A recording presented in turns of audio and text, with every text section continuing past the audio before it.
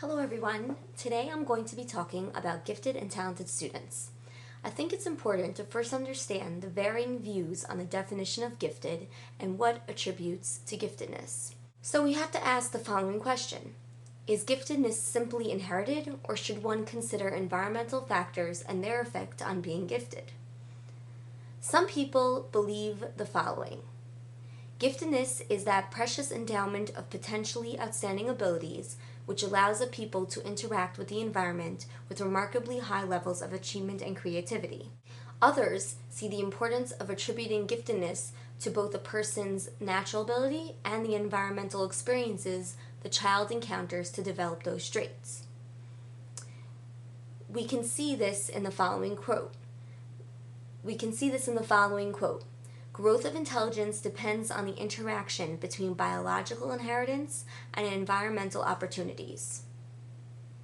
Still, others believe that giftedness is something that needs to be developed.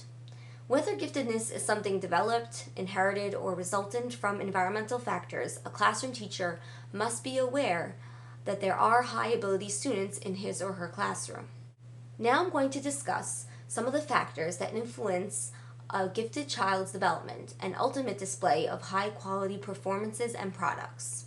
We have to understand that there is so much diversity among students with gifts and talents that one must consider various factors that influence a gifted and talented child's development and ultimate display of high-quality performances and products. As we can see, these are the following factors: general ability, special ability, which include aptitude in a specific area, non-intellective facilitators, for example, dedication to a chosen field, strong self-concept, willingness to sacrifice, and mental health, environmental influences like parents, classroom, peers, culture, and social class, and also chance. Now that we have an understanding of the factors that influence a gifted child's development, we can move on to learning the different methods and ways of identifying gifted students. There are two parts to identifying gifted students in your classroom. The first part is assessment. Assessment is very important in identifying these students, but we must understand that multiple assessments are necessary in order to do this. No single assessment can capture all the behaviors that a gifted student might demonstrate. Secondly, parents are a very useful tool and very important when we are trying to identify gifted students. They can be very helpful to the identification process, and they should also be informed about the gifted program. They can become observers, developers, and supporters of their own children's gifts. States and school districts often organize their gifted identification procedures into 3 general identification phases: nomination, screening or identification, and selection or placement phase. Now we can move on to the characteristics of the gifted. As we can see, this chart shows the cognitive characteristics of intellectually gifted students.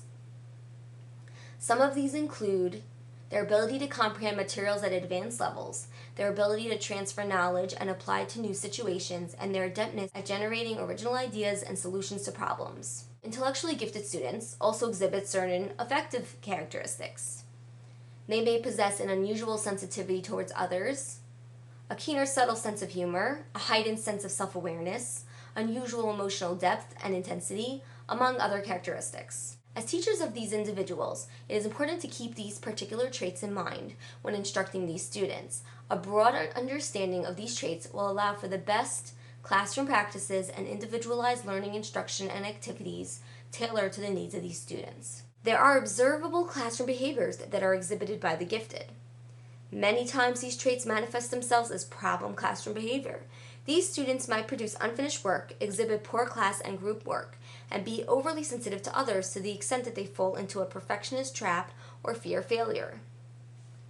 As we can see, these kinds of behaviors are not always favorable, so it is important for teachers to look beyond them and take an analytical approach to identifying these students. The last part of my discussion is dealing with gifted students and differentiated instruction. Giving students a voice and a choice is extremely important. We must ask these students what they want in their education and present them with choices that are based on their interests. It is very important that learning match the gifted student's needs and interests so that the student feels challenged and motivated. If teachers meet the needs and interests of their students, these students will move toward autonomy and learning success. Giving students a voice is simple. Ask them what they want out of their learning and to take responsibility for it. Give students a choice is also simple. Let them choose what they are interested in. Choice, ownership, and interest are strong motivators for learning and achievement, and they may actually improve motivation and academic performance. One type of differentiated instruction is independent study. Independent study can foster motivation and achievement in the gifted. Independent study connects the interest and readiness level of an individual student to essential critical thinking skills for gifted education, such as decision-making, investigation, problem-solving, inquiry, questioning, and reflection. It is necessary for us to ask, what makes a teacher of the gifted great? The answer is that he or she provides a natural, critical learning environment for making decisions, defending choices, and examining evidence. Independent study allows these students to experience personal success and feel challenged and engaged by the process. Therefore, it is clear that independent study is a highly effective and meaningful type of instruction that can truly foster motivation and achievement for the gifted. I hope that my discussion of the gifted, their characteristics, the ways to identify them, and the appropriateness of differentiated instruction was informative and will prove to be helpful to any teacher who has gifted students in their classroom.